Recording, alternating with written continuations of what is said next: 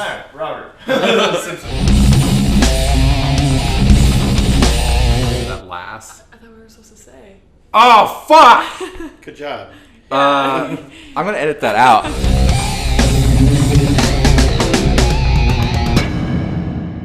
We're recording. I think the AC should be fine. We don't want to cook in here. Okay. Well, it stays pretty cool in here as long as we don't open and close the doors like constantly. Test. All right. Hopefully it doesn't shut off. We've been having issues with this thing lately. Maybe it's just getting knocked around too much. All right. Welcome to Sequel Podcast. I'm Matt Bonta, and I've got Joshua Jenkins. And Grace Winters. All right. What's up, guys? Here we are. Grace, you're new to the podcast? Yes. How's it going? It's going good. I'm excited to be involved with this opportunity, and it's fun. All right. And Josh is A fan. old hat. Yeah. He's been on before. So Grace, you're an actor, actress? Yes. What do you prefer to be called? Actress, actor, either one, but actress. And you're new to this, or how long have you been doing this I've been for? doing it like on and off my entire life. My mom actually grew up in the industry. She's a model and actor, so I just like grew up seeing her do it. And then eventually, when I turned 18, I like went and took my own approach on it and took it more serious. So I've been doing it seriously for about 2 years now. Are you from here? Yeah, born and raised. Did you do like plays in high school? No, I was in theater in freshman year and maybe did like one play, but I would prefer not theater acting and more like normal acting, I guess. You know, I was talking to No More about this. I think you learn a lot from doing stage work. Yeah, I have done a couple like in high school, and then we do showcases at True Talent Agency, which is kind of theater-ish a little bit, but I just like making movies and then like commercials and things like that. How many movies have you done? This is my second one. Second one? Yeah, my first one man. was called with Mad Wife Production, with Final Girl Halloween, which was also really fun. But that's not out yet. No, it's not out yet. Do you know when? This October. This October. Yeah. October. Do you know when October? I don't know what day now. I'm gonna release my movie on October 13th, Friday the 13th. Awesome. No way. I'm excited. It's a theme this year. Yes, it is. I mean, it's nice because October, Halloween, right? But there's also a Friday the 13th in October, and my movie is Friday the 13th fan film. I thought I was going to release it earlier. There's this podcast that I listened to where they went through all of the movies, and they ran out of the movies, so they started doing the fan films. And I reached out, and I was like, hey, I just made one. Do you know, like, how many more you guys have to go? Because they're doing them in, like, order when they came out. And they're getting kind of close to when mine came out. And they're like, yeah, we got, like, maybe 8 more. So I was thinking, like, that, like, went up to, like, August. But I think I'll be good. So I can release that. And then hopefully they watch it, and they do their podcast, and other people watch it, and then it blows up. Yes, that would be awesome. Yeah. How did you get into Final Girl? How was that? Just an audition process as well? Yeah, they just posted it. Justine posted on her like Facebook page, and then I went and auditioned, and then I auditioned again. I got a call back and auditioned with the 3 other leads in the movie, and then ended up getting all of the 3 girls were pretty much all leads, so I ended up getting one of them. My character's name was Irene Gray. So yeah. I don't really work with Mad Wife. I don't really know them very well, right? It's like it's either them or it's me, or like Horror Nerd. Yeah. Who was directing that? Andrew? Andrew, yeah. And you worked with Greg on that? Yeah, and Greg and all of them. Yeah, no more. But yeah, Greg was there. Is Greg does he just do camera work? Or what does Greg do? That's a good question. Greg does everything. Okay. Gosh, has he directed anything yet? I know he just directed a play, right? The play that he's doing, Shark. I'm not sure if he's done any movies yet. I know that he had me write something for him. He had like a treatment for a movie, and I wrote that for him. He's never made that yet. Oh, okay. God, has he? I don't know. I know he wants to, right? Yeah. Like he's got a good hands-on, touch with actors. Like he's taught, he's taught high schools and everything else like that. He's done a lot of theater. I'm not sure if he's directed anything, but like, he'd be good with it, right? Yeah, he would. He's a super good teacher too, like in acting. Yeah, I mean, he sets up camera, and he knows all the technical side, right? I know some, right? But it's nice to have somebody else there to help with that, so I can focus on you guys. Yeah. Make sure that like my script's getting like the plot's getting through, and you guys know how to act the role and everything else like that. Yeah. And he's good with lights. He sets up the lights and stuff Okay, like nice. that. And sound, like he does all that. We're at his job. He works for a church. Oh, okay. And he does all their like production stuff. Like he wow. films like videos for their like social media, and he does all the sound and the lights. When I met Greg at high school. Mm-hmm. I was out of high school at that point though, because he got started in theater late. Okay. I think he started his senior year, and I was a grade above him, so I was gone. But I would come back and hang out with those guys, and I met Greg then because we were gonna do like this Batman movie, right? We're like 18, 19 years old, and we thought we were gonna do this Batman movie. It never came about. But from that, I met Greg, and I'd helped do lights and sound for the plays. And then Greg kind of learned along with me, and here we are now, like That's 20 years awesome. later. That's a good story. Wow. You've known him for a really long time then. Yes, I have. Wow. Very few people I've known for that long, but here we are still hanging Yeah. out and doing shit. So how long have you been like writing and making movies then? So I guess high school, right? I've always written stories. I've always enjoyed writing, reading, and watching movies. But I got a camera for Christmas my senior year, so like when I was 16, 17. Okay. And we made stupid shit. You can interject anytime you want, John. I'm taking this in. This is fun. Yeah, no, just me and a couple friends. Mikey was one of those guys. Josh, you okay over there? Yeah. Me and a couple friends and like my brother write 4 or 5 pages and just what we can do around the house. And then like I left the camera somewhere, and that ended that. Oh, okay. So yeah, since in high school, and then getting out of high school, hooking up with other people who are interested in movies, we just started, well, let's write a serious thing, and a little bit longer, and from there we just kind of got better and better, and that would have been like 06. Oh wow. And it's just up and down. You know, back then I was with somebody else, like my ex-wife, and she got into it, and we just had a group of people that were into acting and watching movies and writing and making movies. And then we like moved from here. So I lived in Denver for like a year, and it, like everything stopped. Right. Didn't have any friends, didn't have any family. But then like that split us up. Came back by myself. And hooked up with those guys again, including Greg and my buddy Patrick. Right. And like, let's make a movie. And that would have been the start of me doing feature movies. So I wrote Street Meets Pavement, first feature-length movie, and then from there it was just like God Salt, Street Toughs, Not in the Dark, Midnight Bloodshed, and now this one. Wow, that is an awesome story. But I write like 3 or 4 scripts before I actually make one. So did you go to school for that, or how did you learn how to like professionally write scripts and all of that and like dialogue? Well, you get so I write on Final Draft. It kind of does everything for you. It breaks it okay. all down. You just hit tab and it'll go over to like cut 2, scene, okay. interior, exterior, like how it's in the script. Yeah. So just familiarizing myself with that. Also just reading a lot, watching a lot of movies, listening to people talk about filmmaking, like School of Hard Knocks, right? Just kind of self-taught. Yeah. But I took some classes in college for like writing and film. I did take a screenwriting class. But like it's all stuff that I really knew already going in, right? Yeah. And, you know, I was talking to Nomar about that. It's kind of like Mexican kids taking Spanish, right? They already know the language, so they breeze through it already. Right. So when I took film classes, I was already deeply immersed in all of what that was. Awesome.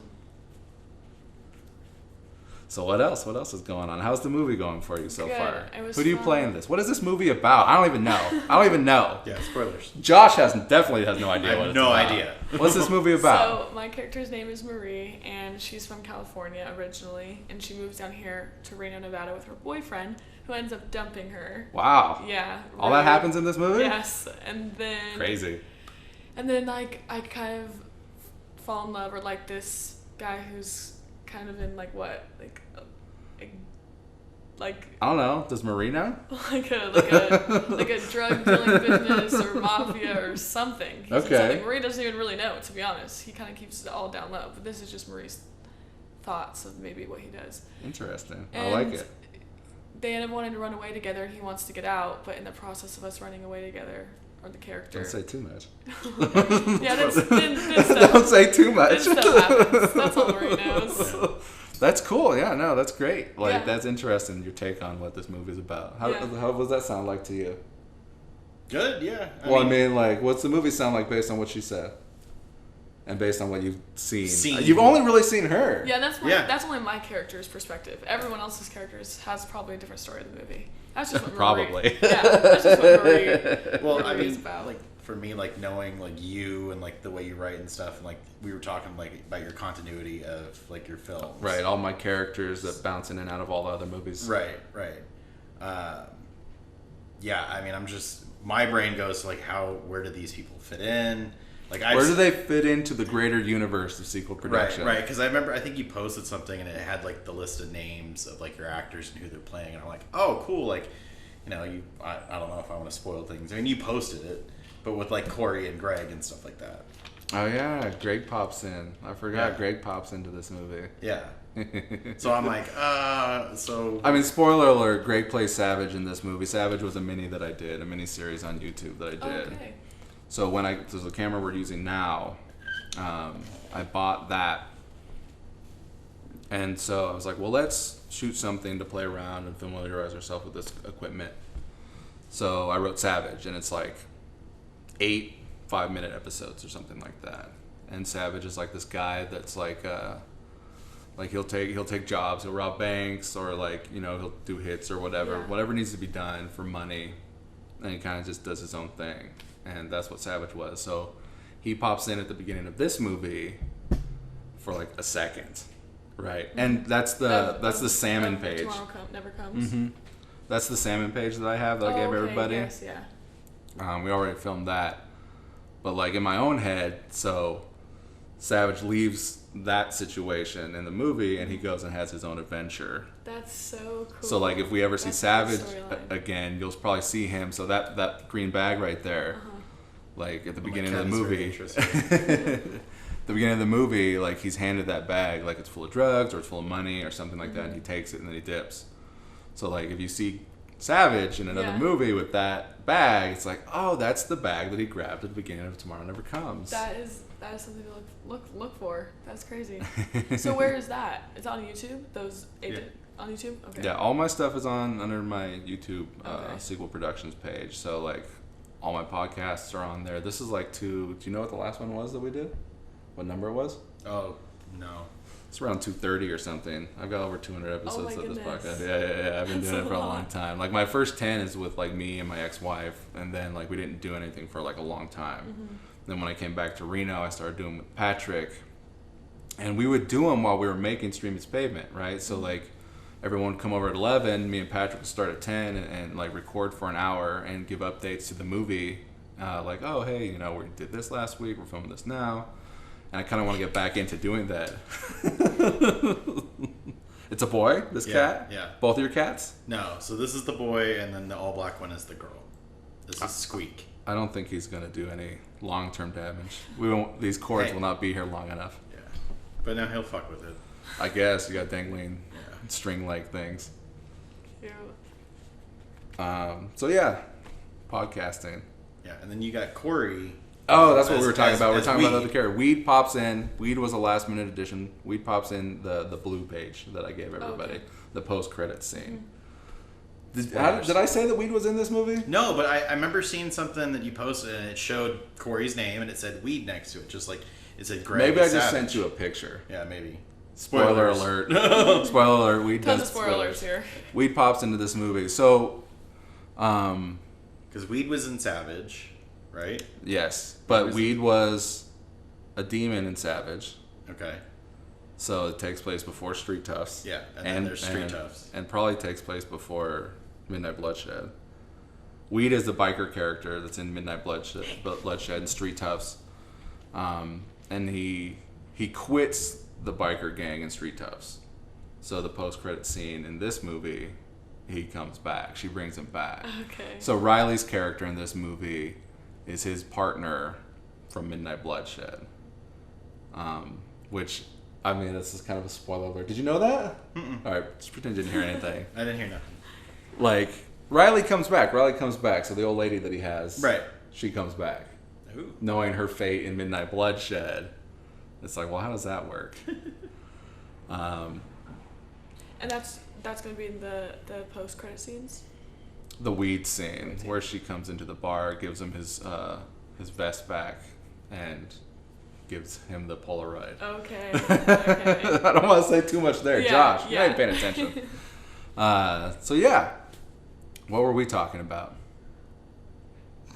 We were talking about what the movie was about and how filming was going, right? So how is filming going? Good. I think smooth so far and super efficient. I feel like every time I come here, it's pretty. Yeah, you think so? Yeah, I never feel like it's too long or too short. I feel like it's just the right amount of perfect time. And every time I have fun, so that's always the best. I like to keep my sets expedient. I know Greg likes to take like 2 hours to set up lights and everything else like that, and you know, we kind of meet in the middle, which is good. Yeah. Like for me, it's like, okay, how's it look in the camera? That looks good. All right. You know, let's rehearse it a couple times. You guys good? Let's go. Mm-hmm.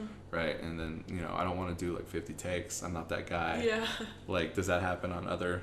Yeah. I mean, from my experience, we've taken more takes and just different angles and stuff like that. Especially when there's more characters, not just because so far we only have like 2 characters at a time. Right. Like, for me. Right. So that might be why it's efficient for my character to get done easily too. But on other sets, it's like more characters, so more angles, and you know. Yeah, no, I guess if you would have been on the last movie, you would have seen a lot more of that. Yeah. There's a gas station scene that's got like 20 people in it. And it took longer. It was like an 8-hour day for half of it. Okay. And then like another like 4 to 6 hours for the other half. Okay, yeah. And because it was windy out. yeah, so the first day it was cold and windy and rainy and snowy. And Was this for Midnight Bloodshed? Mm-hmm. Okay, that's what Nomar was telling me. But Nomar said he had the funnest time he's ever had on set before, ever. So he's like, wow. Yeah, that's what, like, before I even, like, auditioned for this, he was like, Midnight Bloodshed came out, you have to watch it. I had so much fun on this scene. He was like, it was the longest day ever, but I had a blast. And he really had, like, easy shoots. Yeah. Those were easy shoots. And he's, so have you only seen what he's in? Yeah, he's only showing me some clips of what he's in. Okay, well, so Nomar, like, he's barely even in the movie because, like, the first 20 minutes of that movie take place 20 years ago. Oh, okay. And then you got credits, and then the movie starts proper. Okay. So the rest of the movie takes place now. Okay. He was showing me, like, when there was, like, a bonfire, the bonfire scene. Yep. And then who's the other actor that was speaking mostly in that? I know him. Zuki. Oh, okay, yes. Yeah. Did you work with him on Final Girl? I can't remember. I know that I've seen him around True Talent a lot, so I recognize his face. Oh yeah, he's with those guys. Yeah. He's one of their, like you. Mm-hmm. So I just recognized him, but I forgot his name. Yeah, no, they're like a bunch of them came on to my movie, like Nui, Zugi, Ali, and Nomar. But I think Nomar hooked up with those guys after being in my movie. Oh, okay. And found out about it. Oh, okay. Yeah, I think so too, actually. I think you're right. Well, I'm glad you're having a good time making this movie. Yeah. But like, there's no pay, and that's kind of the problem. I feel bad. I know, but I think that free work is just as experience as paid work, and I feel like in the industry it's always about like who you know, not what you know. A lot of times, so even just coming out and just being involved in anything could get you somewhere. Like you never know where this movie could take any of us. You know what I mean? Whether it's free or not. So all of the opportunities that I get are a great experience, whether free, paid, nothing. Well, I mean, the idea is like, I'm doing all this on my own, right? Mm-hmm. No one's helping me. Yeah. You know, I work. What do I work? 5 to 1:30 Monday through Friday to pay for the movies that I make, right? Yeah. So, and that goes into buying props, costumes, equipment. You know, and you know, if I'm able to feed the actors, I'll do that too. Like, you know, I got snacks in my car. You know, and like, who was I telling? Jacob. I was telling Jacob this. So like, on Midnight Bloodshed, we were always outside, right? So like, you know, I got my hatch open so people can wander over there and get snacks and water or whatever. But for this movie, it's like mostly inside. Mm-hmm. So that the opportunity isn't there to kind of wander off. And like, it's like 2 people, like you said. Like it's so quick. like, you're working the entire time, whereas like the other movie, I'd be shooting like 2 people, and then the other 5 can kind of wander around and grab some snacks or whatever they need. Yeah. But I got like chips and fruit snacks and cookies and water and stuff. So it's there. Yeah, and I really like how you're very convenient with scheduling and like all of that, and like people, Well, once again, like it's I'm not able to pay anybody, so Yeah. like instead of it being a job where you get paid and like here's what your work schedule Right. is, it's like let me know what your schedule is and we'll Yeah. figure it out and make it work. And you've actually been really easy. Like this is your one location mostly. Yeah. You've got tonight and then. So Saturday, August 5th, right? Yeah, and then you're done. Then we're Yes. wrapped on you. Yes. Like, was it an easy shoot? Yeah, and it was fun. I don't want it to end. I do. I just nothing against you. I just want to see the movie. No, yeah, me too. He's ready to see it, and like, we're almost halfway through the script. Mm-hmm. Not quite halfway through the shooting days, but like a 97-page script, we're around 50-something left. Okay. So we're about 40 Wow, in. good. Yeah, no, we're I shooting feel like we through just this thing. started. It's like week 3. Okay, yeah, wow. But like I'm doing Friday, Saturday, Sunday, Mm-hmm. Saturday, Sunday, and I wrote it so it'd be so much easier. So Midnight Bloodshed took 5 months. Okay. 5 months of like Friday, Saturdays, and it was insane. Yeah. Like we started in March and we finished in July. Here we're starting in July and we're finishing in August. Okay, wow. And it's like it's about half as many days. Yeah. So like we're doing like 16-ish days. We did 28 on Midnight Okay. Bloodshed. And me and Greg still had to go and film some like stuff that we needed to put in. Okay. So like it was an intense, long, frustrating movie shoot where we're fighting weather, like rain and wind and snow. But we got through it, and now we're dealing with heat on this one. But so far I've only had one that's outside. The rest of them were inside for me. Right, and I was worried about that working with all the weirdos. How was that? Yeah, Nomar was telling me he was worried, and I was like, oh my gosh, it's fine. I don't mind it at all. I didn't mind it at all. I was just chilling, and I was like, You got to do a lot of the fun stuff. That same night where we went and filmed, I don't want to say it here. I want to keep that as a surprise. Mm-hmm. But like I've always wanted to shoot there, and because like we've talked, like I grew up over there, like doing that like Yeah. all the time, Mm-hmm. and haven't done it in like 20 years. Yeah, it was so fun. This is very cryptic. You have no idea what we're talking about. idea. I didn't Yeah. post No any of idea. those pictures. No, me neither. idea. Because I wanted to keep that one under wraps. And I keep telling my sister, like, man, I can't wait for you to see this. You're gonna like shit yourself when you see it. That's where we went and filmed and what we did. Because my sister, she's from Reno too, grew up here. She lives in Henderson now. But like, she's probably my biggest booster on making these movies. That's awesome. I was just about to ask if like your family's supportive and stuff. Very supportive, hugely supportive. That's wonderful. Not in the Dark, my brother did the music on that movie. Oh, nice. So if you ever watch that one, he does the Okay. music on there. And then my sister did the artwork for a lot of my stuff in the movie. So like, if you ever watch Midnight Bloodshed, the podcast, Newey's wearing a podcast T-shirt. Mm-hmm. My sister designed that and Oh my made that goodness, shirt. Like, all your family's talented. That's wonderful. I know, but like we all feel like losers. Like we're working all really hard, and like none of our stuff goes anywhere. Yeah, my sister's like a painter and an artist, and she paints all these like cool pictures. Does she sell her art anywhere, like on Instagram? I mean, she wants to, She should. but like she's not motivated enough, and I try to kick her in the ass and motivate her. Like you Right. gotta do this, you gotta do this, and like it's hard when she's in Henderson and I'm here. Okay, yeah. To kind of help her do that, and she's got a brand new kid right Oh. now. She's got 2 kids, like I think 4 and 1 or 2 or something like that. I know that sounds terrible, but I don't know. I haven't seen the new one. Like I haven't had time to get down to Henderson and meet my new niece. Niece, yes. You got that right. It's a niece, right? Niece. Like every time she sends pictures, I'm like, what's that alien that you have? I don't know who that is. Who is that? Oh, She's got no personality until I meet her. So. yeah. But yeah, my sister did the artwork for the vitamin supplement bottle that Ricky has in the movie. Okay. I didn't bring it with me, otherwise I'd show you. But it looks cool. And then one question: the shirts that we all wear, like You know how we all have like matching shirts. Oh. Should we talk about that? Or no? Yeah, we can talk Okay, about that. We can absolutely talk about that. Is there a meaning behind that or a message, or what are those shirts exactly? Okay, so the idea is, if we want to take this movie and we want to sell it and we want to make money from it and hopefully get paid to make another movie, right? So the idea is, for me, like, we make this movie, I send it out to film festivals, someone likes it, and they're like, here, I'll give you a budget if you make something like that for me, and then I can pay all you guys, and we can get paid to do this. Right. But you can't put, like, logos and copywritten trademark stuff, right, in a movie. So we can't wear, like, Coke shirts or Nike or whatever. But I'm like, oh, like, I can do, like, the podcasts, right? So this podcast that I listen to, Tell 'em Steve Dave, it's all of their merchandise.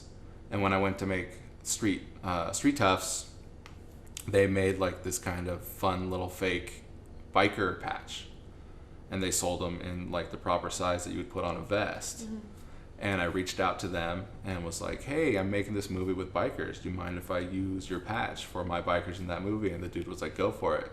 So really what I'm doing is like sharing the things that I love in my movie with you guys wearing that merchandise, so it's not just like a plain black t-shirt, a plain red t-shirt, a plain white t-shirt. That makes sense. And they put out all these kind of cool t-shirts with these fun logos that they make throughout their podcast, and I just throw it on you guys. That's awesome. So that it's not so plain and boring, and and it's my little nod, like I said, to the stuff that I love and listen to. That's awesome. So you're wearing like a Baron von Flanagan shirt when you guys went out. We filmed the other night. Yeah. Almost said it. Yeah. Your date night costume. Yes. And then you've got the backpack as well that I last minute like, oh, I got this backpack thing. That backpack was cool. And that was just a fun little character one of those guys made to kind of do a different segment in the show. But then they do like I'm not wearing one now. This is a Kevin Smith shirt. But I do have various Tell 'em Steve Dave shirts that I wear, and like, if they're doing a sale on something, I'll buy up like, oh, the smalls are on sale, the mediums are on sale, and I can put them on somebody. Like, hey, I got a medium. Does this fit you? Like I did with you. Yeah, I see. So like when they're like closing out, like they got their last 10 or whatever they're selling, I'll buy them up so that I can put them on all you guys. That's awesome. So I've been doing that since Street Toughs. That's pretty cool. So like almost every movie then. Yeah, I guess. And every movie, so like you do the VA thing, right? Didn't we just do that? We did that yesterday morning. The pancake, yeah. And I was just listening to that episode where they talked about it, where they were like, oh, we can go do a show at the VA and hand out pancakes. and I always like, if we're ever talking about a podcast, other than a Midnight Bloodshed, where the characters are podcasters, if I'm ever talking about like, oh, I heard it on a podcast, it's usually that one that I'm referring to. Okay. Because I don't know, I love it. I think it's funny. I think they say funny things, and for the people who are in the know, they're like, oh, I get that. I know what that's from. Right. I do a lot of movie references too. Okay, yeah, that's cool. I like when people are watching movies and while watching movies, they're also like putting together pieces of other things. So movies like that are always interesting. Yeah, and that's the thing about my movies. I think watching it once is like it's fine, but my movies, watching them over and over again, you'll definitely get more and more. Yeah. And I like doing hangout movies. Like, I'm very big on characterization. So, like, you're watching a movie, I want you to feel like you're hanging out with these characters. Right. And you don't want to stop hanging out with them by the end. Yeah. It's not, like, super action-y. Like, I like to have a good plot and story, but, like, characterization is my big thing when I'm writing. Yeah. So, and a lot of my movies are ensemble pieces. So, like, there's, like, 5 to 6 characters that all, like, interact with everybody and have quite a few lines. Rather than like, oh, we're watching this one guy and he interacts with 100 people in a whole movie. It's everyone kind of gets to play around. Yeah. I don't want people to feel like, oh, I got a shitty part or whatever like that. I want people to like their character, and I want all of my characters to kind of be kind of badass. I know what you filmed last night was like wasn't super badassy, but like that was pretty badass for me. This is fun. Right. It's you get to like be in a cool action scene, right? Yeah. And you get to be thrown around. I can say that's fine. Yeah, that was terrifying for me. Being in the other room and hearing it, and I'm like, it's just audio. It sounded real. Like, I mean, you're acting and everything. It sounded real. I'm like, oh my god, like, and I'm like, I know Damon. I'm like, are they okay? he's acting, right? Like, But yeah, I mean, just hearing that, I was more worried about like my neighbors, Yeah, like I was like, freaking hopefully the out. neighbors Like complain. I was more worried about like them being like screaming and things like that. My neighbors. Well, she never screams. Yeah, we didn't even think about that until the last few takes. Where like, oh, you can say things. We're probably gonna pull the audio out of that anyways. Like we'll have the 2 lines, but then I'll probably cut the audio beyond that. And maybe put some mood music. But yeah, I was thinking about that too with the neighbors. So you've got an upstairs neighbor? Yeah. Well, so upstairs and then this wall. Probably here. over there too, right? Yeah, but I mean, I think for that side, it's going to be like their kitchen and like basically the way the apartments are set up is just everything's kind of like twisted. Reversed. Yeah. So like this is our living room. This connects to their living room. Have you met your neighbors at all? The people upstairs a little bit and the guy next door here. So like. Oh, and I think I actually do know the old lady on this side. So you know everybody then. Yeah, pretty much. You know all your walls. Yeah. Like, they go through the wall, the drywall or something like that. That's one of the many times that Damon that's the lifted you thing up with against. like this apartment and how kind of shitty it is. I never hear the people around me. It's always just the people above us. Of course. Like they stomp around, like the kid that's up there, like whenever he's by himself, like I literally can tell he's playing Halo just from the sounds coming from the apartment. I'm like, your shields are down, man. Like one day it was just like rapid fire guns. I'm like, dude, if you have to keep shooting like that, you're not good. You like pound on the ceiling. Yeah. Do better. Basically. That's funny. How was it like getting lifted up by Damon like that? At first I feel Did he like, lift you up like too easily? I mean, he works out all the time. That's his thing. I thought at first I was like a little, not uncomfortable, just awkward. Like it was an awkward positioning for me. But then after we did it more and more times, it was fine. But yeah, he just picked me up. It was just like, there you go. Like you didn't feel any struggle from him or anything like nothing. that? He was just like, all right, all right. And He felt bad. You haven't watched Midnight Bloodshed yet. No, I haven't. Just Okay. like pieces of it, not the whole thing yet. So if you've only seen the Nomar stuff, Greg is Jason in that scene. Okay. So it's not Damon. Okay, you were joking. Yeah, it's not Damon, That was yeah. a joke? What do you mean? Because yesterday you guys, oh no, maybe you guys were saying it was Greg. I thought yesterday you guys were saying that Damon was... Greg is the fake Jason. So in Okay. the scene that takes place 20 years ago in the opening of that movie, the stuff that Nomar is in, the Jason in that is fake. Okay. And you find that out at the end of the movie when we jump 20 years and that dude confesses. That dude's like... Okay, well, I want to watch it, so Yeah. I'll watch it. But, Okay. So one of the things that got me, and I remember because I went to the premiere for Midnight Bloodshed, one of the first things I asked Damon was, did you really carry those people? Because there's scenes where he's hefting people around. Was he? And he's like, yeah, I literally carried that person down this hill. And he's like, it was the roughest thing. Was he also a bodybuilder back then too? I think that's when he was starting. Right. He started and hasn't stopped. Okay. So he's only gotten bigger. In fact, when we were making the movie, his clothes were getting kind of tighter the longer we went on because he was slowly building up. It wasn't like crazily tight. Suddenly he's ripping his clothes, but like he was getting bigger. And I think he even said yesterday when we were here that like I'm bigger now than I was then. Yeah. So because he's trying to compete in like a bodybuilding competition. Okay. So like he's trying to like gain weight and add muscle and like he's eating like what was he saying like 5 times a day? Yeah. Oh, yeah. He ran through literally his whole like meal list. Yeah, it was crazy. And everything. I was like, oh my! I was like, you eat that every single day. Yeah, and then he's sitting here like shaking. And I'm like, Yeah. you okay? And he's like, I'm just hungry. And then he can't drink alcohol or anything, so he hasn't drinking alcohol in like 3 months. Yeah. Right, Yeah, because he he's had- on a tight regimen. Yeah. And he works at a bar now. Yeah, which Yeah. is like, how do you? I don't know. I want to be able to have that much discipline. I feel like good for him. But well, I mean, he's also a Marine. Like he joined the Marines out of high Okay. school, so he does have that Marine discipline and Yeah. mentality about everything, and that's why like he felt bad, like having to manhandle you yesterday, like even for the scene, yeah. right? He's down for the cause, right? Yeah. Like we're making a movie, he gets it, but still it kind of like bums him out because he's not that guy. Yeah. He's a hero guy. Yeah. Well, Yes, Damon's a good guy. yeah, I could tell. He's sweet. His character is just not sweet, but that's okay. Yeah. That's not him. His character is probably one of the greatest villain characters that I've written. Yeah. Like, and I wrote it for him.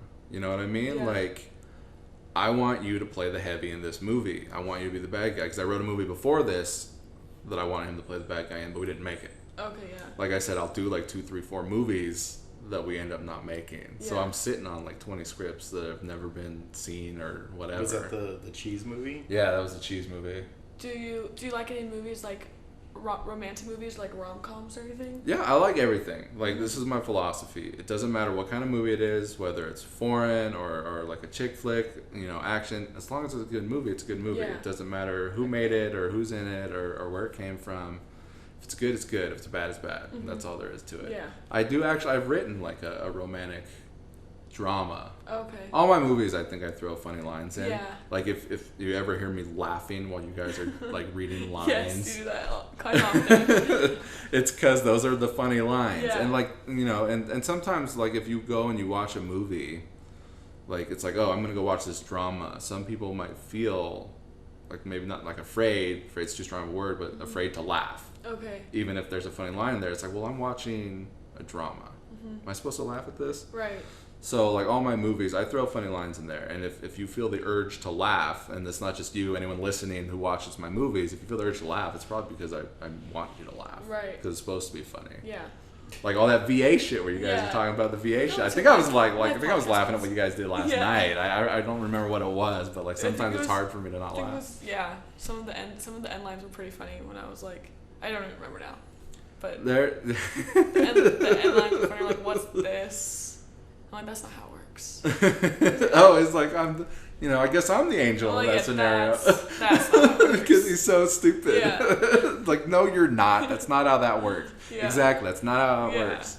And it's funny. You're supposed to laugh. You're supposed to laugh at how nerdy he is, even though like he's not a criminal.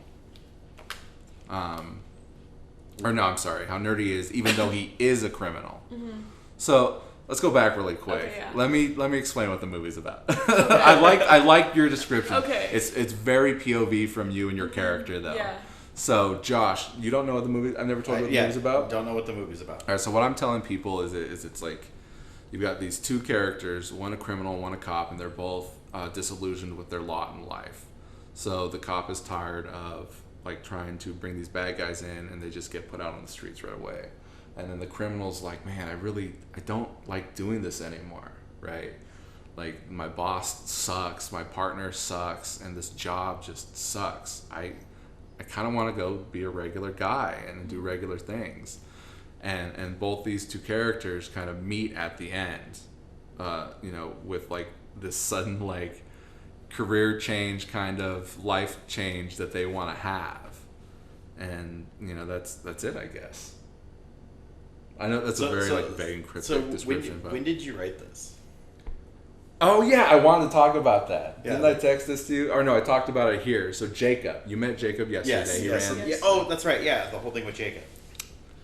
Okay, so and I told Jacob this yesterday because he talked to me about it. But Jacob is in. So I met Jacob at work, and where do you work? I work at the JCPenney warehouse on okay. Stead Boulevard. Nice. And it sucks. I used to be his supervisor. Yeah, he's that's how what he's telling me.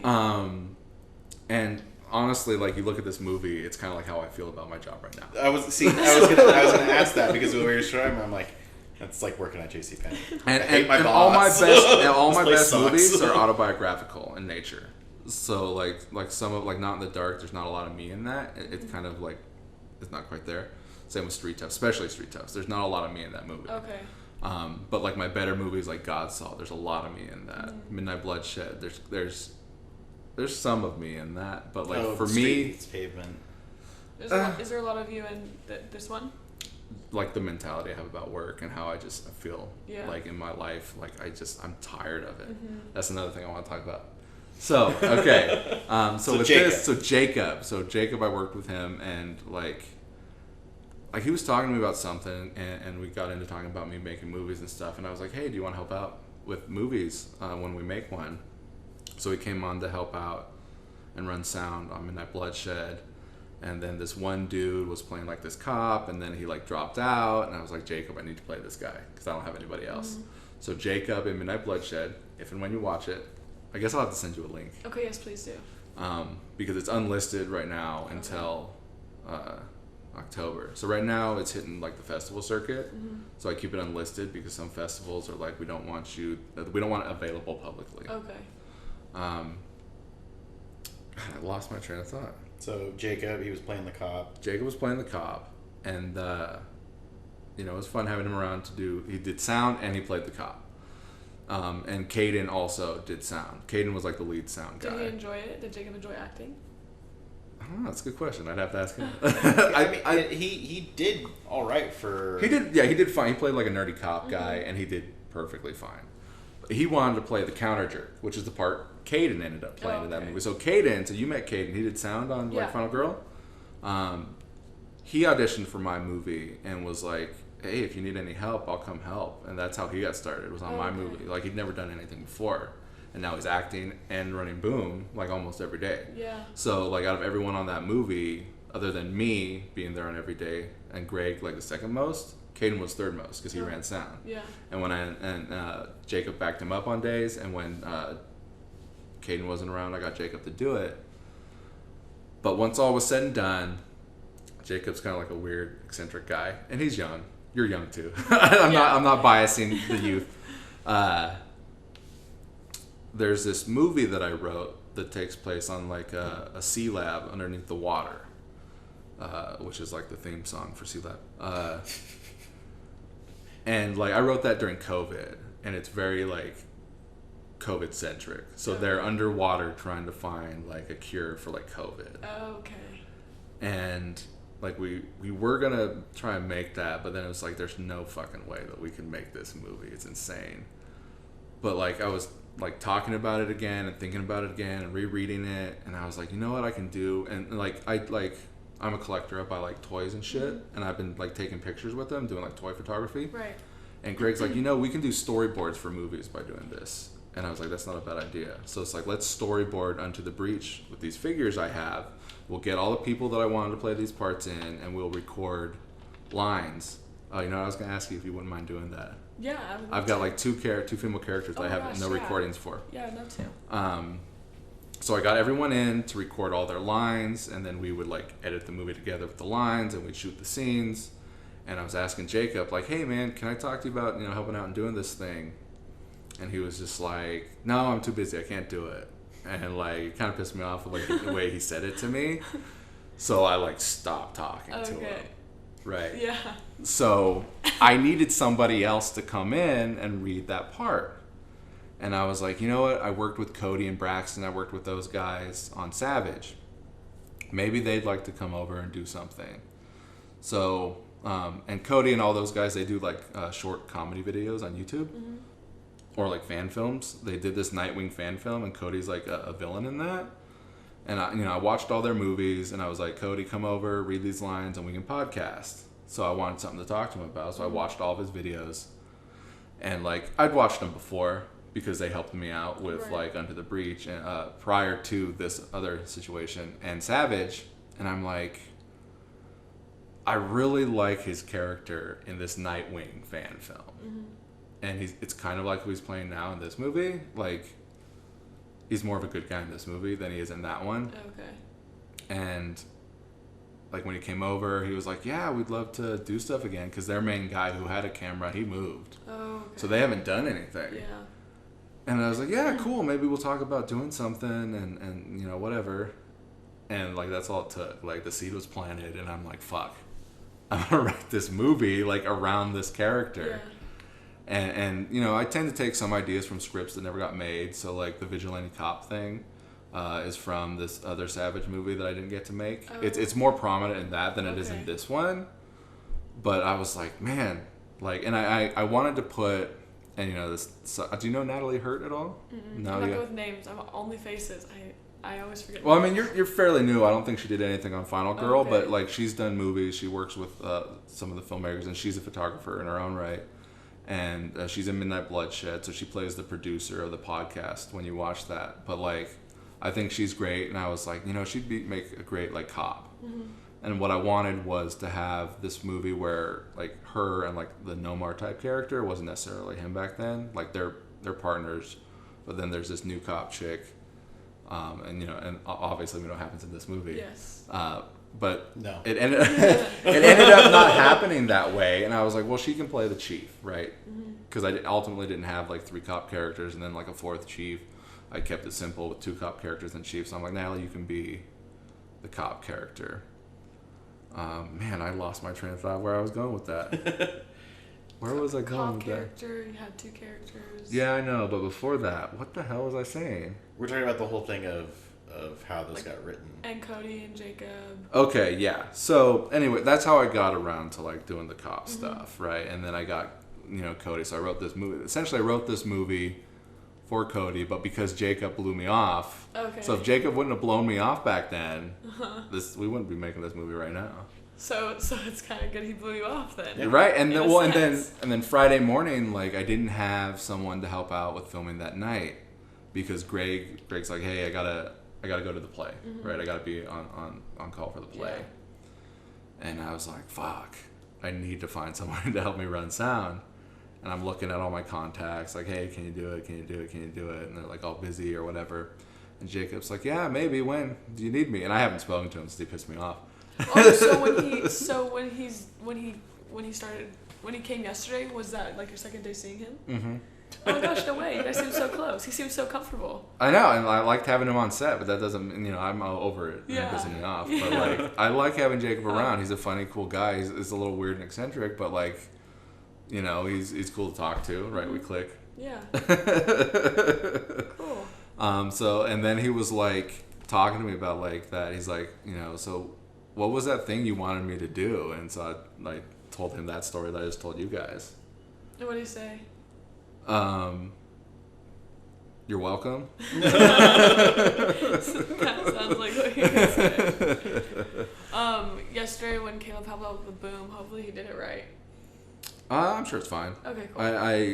I'm like backed up on my editing duties. Okay. Like I was so busy last week that I didn't get to edit anything. I edited a little bit. In fact, before I came over here, I was looking at your I was looking at the date night stuff. Okay, yeah. Man, I almost said it again. Yeah, It was so fun. Like, it just reminds me of my sister and what we used to do when we were kids. Like, with my, I was going to say something else. She'd definitely know if she listens to this, if I said who that we did this with. A parental figure would take us out and we'd go do stuff. Yeah. We did it like all the time back then. I feel like I'm saying too much already. Stephanie. Close your ears. But yeah, no, I was editing that stuff before I came by. I finished up all of your day stuff there on the sidewalk, Damon and Cody's stuff on the sidewalk.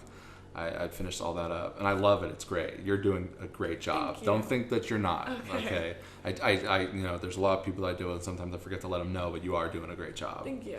Appreciate it. You were very, like I was telling you yesterday, you're very like sad in those scenes, like. A lot of good takes on there. Like, I'm glad we had so many for me to choose from. I picked the saddest out of all of them. Good. Well, look, you're going to see tonight, Josh, when the dude comes and breaks up with her. Yeah. Yeah, hopefully I can start crying on cue. Hopefully. I think I can. Good luck. All right. Yeah, I think I could start crying right now. Start breaking down. So, yeah, so, like, what we're filming tonight is, like, the breakup scene, right? So then she runs into this dude, right? So Cody and Damon.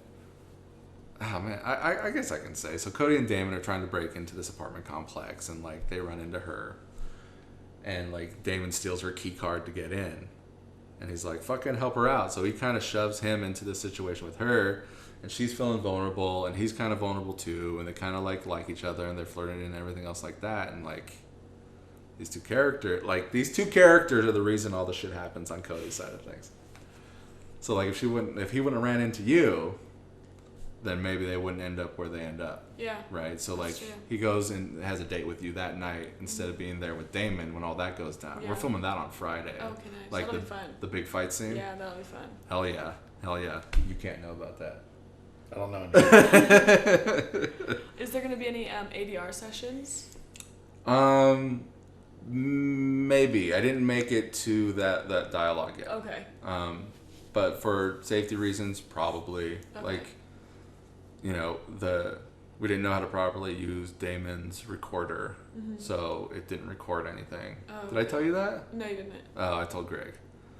Like, I mean, we'd never used it before, and Greg's like, "Oh yeah, I know what it is," And me and Greg were looking at it when we were there, and we could see the voice thing. I hope this thing's recording. That reminds me. Yeah, we're good. Yeah, an hour in. Yeah, like I've done that. No way. I did a podcast with Paul, and like 40 minutes. I'm like, oh, it's not even recording. Well, I remember listening to that too, and I was like, damn, I want to know what you guys talked about. Yeah, well, he came over to record those lines for Under the Breach, and it wasn't recording the whole time he did those lines. No. But at the same time, I was also filming him so that I could put his face, like I'm filming all the people at the same time doing the recording session so that I could put him in like the end credits.